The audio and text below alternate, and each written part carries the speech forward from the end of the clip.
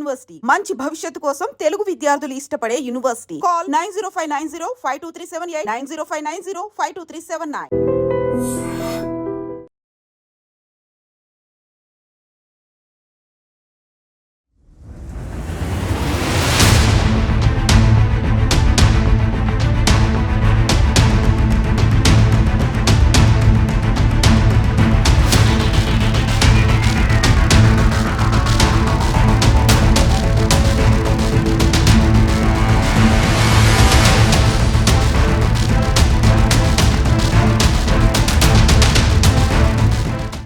నల్గొండలో కలకలం రేపిన colour lab owner హత్య కేసును పోలీసులు చాకచక్యంగా ఛేదించారు. సురేష్ ను సుపారీ గ్యాంగ్ హత్య చేసినట్లు పోలీసులు నిర్ధారించారు. సురేష్ తమ్ముడి అత్తింటి వారు సుపారీ గ్యాంగ్ కు 40 లక్షలిచ్చి హత్య చేసినట్లు తెలుస్తోంది. ఇద్దరు అనుమానితులను కూడా పోలీసులు అదుపులోనికి తీసుకుని విచారిస్తున్నారు. ఇంతకీ ఆ అత్తింటి వాళ్లు అల్లుడి అన్నను ఎందుకు హత్య చేయించాల్సొచ్చిందో ఇప్పుడు చూద్దాం.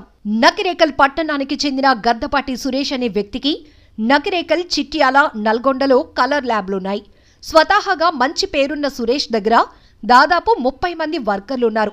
ఇటీవలే 2 నెలల క్రిందట సురేష్ అమ్మ మరణించారు. ఆ దుఃఖం నుంచి ఇప్పుడిప్పుడే తేరుకుంటున్న సురేష్ ఈ నెల 11న రాత్రి 10:40 నల్గొండలోని తన సొంత కలర్ ల్యాబ్లో దారుణ హత్యకు గురయ్యాడు. మాస్కులతో వచ్చిన ఇద్దరు దుండగులు పాస్పోర్ట్ సైజు ఫోటోలు ప్రింట్ వేయాలంటూ ల్యాబ్లోనికి చొరబడి కత్తులతో విచక్షణారహితంగా పొడిచి చంపారు.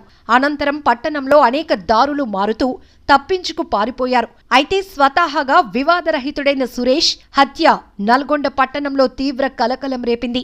2 టౌన్ పోలీస్ స్టేషన్ కు కూతవేటు దూరంలో హత్య జరగటంతో అంతా ఉలిక్కిపడ్డారు. పాత కక్షలు కానీ అక్రమ సంబంధం గానీ హత్యకు కారణమై ఉంటుందని అంతా భావించారు.